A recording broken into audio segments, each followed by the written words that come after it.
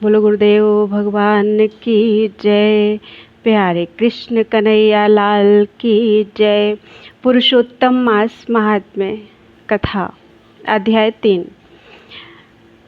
ऋषिगण बोले, हे महाभाग, नर के मित्र नारायण नारद के प्रति जो शुभ वचन बोले वह आप विस्तार पूर्वक हमसे कहें। सूत जी बोले, हे द्विजसत्तमो, नारायण ने नारद के प्रति जो सुंदर वचन कहे वह जैसे मैंने सुने हैं वैसे ही कहता हूँ, आप लोग भी सुनिए।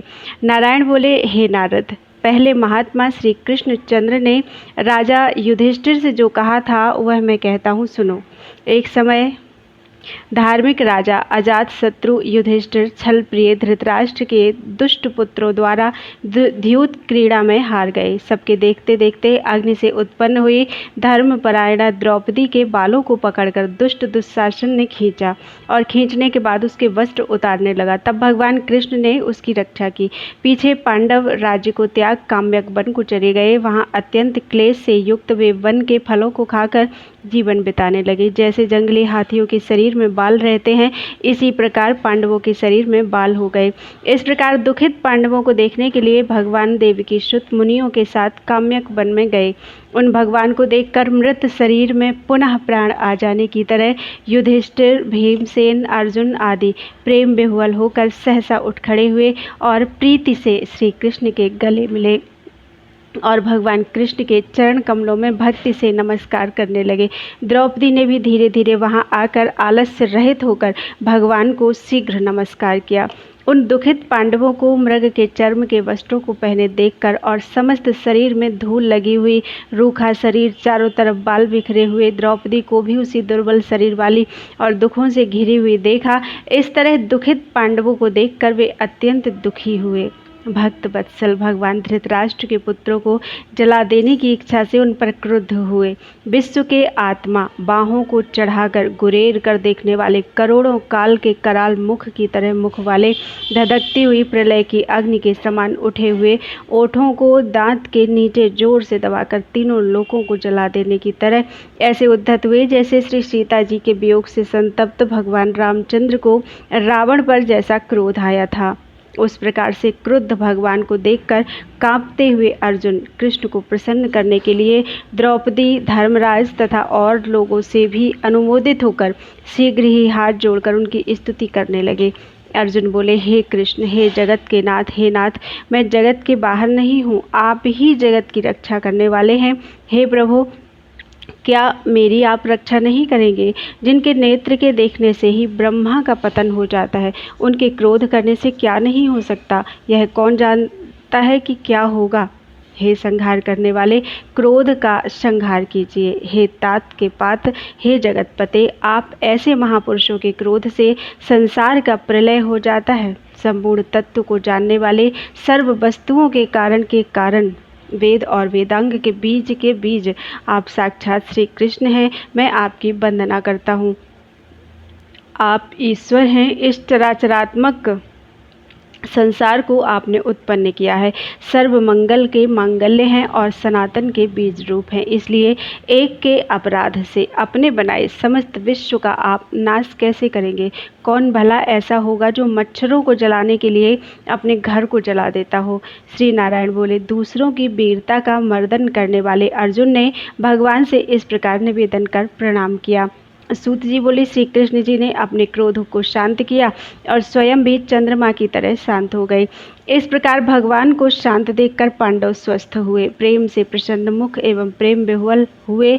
सब ने भगवान को प्रणाम किया और जंगली कंदमूल, फल आदि से उनकी पूजा की। नारायण बोले, तब शरण में जाने योग्य भक्तों के ऊपर कृपा करने वाले श्री कृष्ण को प्रसन्न जान विशेष प्रेम से भरे हुए नम्र अर्जुन ने बारंबार नमस्कार किया और जो प्रश्न आपने हमसे किया है वही प्रश्न उन्होंने श्री कृष्ण से किया।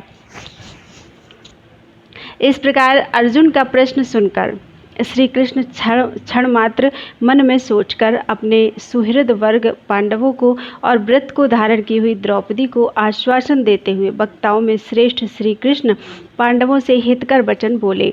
श्री कृष्ण जी बोले, हे राजन, हे महाभाग, हे विभत्सो, अब मेरा वचन सुनो। आपने यह प्रश्न अपूर्व किया है। आपको उत्तर देने में मुझे उत्साह नहीं हो रहा है। इस प्रश्न का उत्तर गुप्त से भी गुप्त है, ऋषियों को भी नहीं विदित है। फिर भी हे अर्जुन, मित्र के नाते अथवा तुम हमारे भक्त हो, इस कारण से हम कहते हैं। हे सुव्रत, वह जो उत्तर है वह अति उग्र है, अतः क्रम से सुनो। चैत्रादि जो 12 मास निमेष, महीनों के दोनों पक्ष, घड़ियाँ, प्रहर, त्रिप्रहर, 6 ऋतुएं, मुहूर्त, दक्षिणायन और उत्तरायण, वर्ष, चारों युग, इसी प्रकार परार्ध तक जो काल है, यह सब, और नदी, समुद्र, तालाब, कुएं, बावली, गढ़ैया, सोते, लता, औषधियों, वृक्ष, बांस आदि पेड़, वन की औषधियाँ, नगर, गांव, पर्वत, पुरियाँ, ये सब मूर्ति वाले हैं और अपने गुणों से पूजे जाते हैं।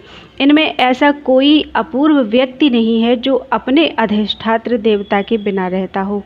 अपने अपने अधिकार में पूजे जाने वाले ये सभी फल को देने वाले हैं। अपने अपने अधिष्ठात्र देवता के योग के महात्म्य से ये सब सौभाग्यवान हैं। हे पांडुनंदन, एक समय अधिक मास उत्पन्न हुआ। उस उत्पन्न हुए असहाय निंदित मास को सब लोग बोले कि यह मल मास सूर्य की संक्रांति से रहित है, अतः पूजने योग्य नहीं है, और यह मास मल रूप होने से छूने योग्य नहीं है और शुभ कर्मों में अग्राह्य है। इस प्रकार के वचनों को लोगों के मुख से सुनकर यह मास निरुद्योग, प्रभा रहित, दुख से घिरा हुआ, अति खिन्न मन, चिंता से ही ग्रस्त मन होकर व्यथित हृदय से मरणासन्न की तरह हो गया। फिर वह धैर्य धारण कर मेरी शरण में आया। हे नर, बैकुंठ भवन में जहाँ मैं रहता था वहाँ पहुँचा और मेरे घर में आकर मुझ परम पुरुषोत्तम को इसने देखा। उस समय अमूल्य रत्नों से जड़ित सुवर्ण के सिंहासन पर बैठकर मुझको देखकर यह भूमि पर साष्टांग दंडवत कर, हाथ जोड़कर, नेत्रों से बराबर आंसुओं की धारा बहाता हुआ धैर्य धारण कर गदगद वाणी से बोला। सूत जी बोले, इस प्रकार महामुनि बद्रीनाथ कथा कहकर चुप हो गए। तब नारायण के मुख से कथा सुन भक्तों के ऊपर दया करने वाले नारद मुनि पुनः बोले। नारद बोले, इस प्रकार अपनी पूर्ण कला से विराजमान भगवान विष्णु के निर्मल भवन में जाकर भक्ति द्वारा मिलने वाले, जगत के पापों को दूर करने वाले, योगियों को भी शीघ्र ना मिलने वाले, जगत को अभयदान देने वाले ब्रह्म रूप मुकुंद जहाँ पर थे उनके चरण कमलों की शरण में आया हुआ अधिक मास क्या बोला। इति श्री बृहन्नारदीय पुराणे पुरुषोत्तम मास महात्म्ये तृतीयो अध्यायः। हरिः शरणं। बोलो वृंदावन बिहारी लाल की जय।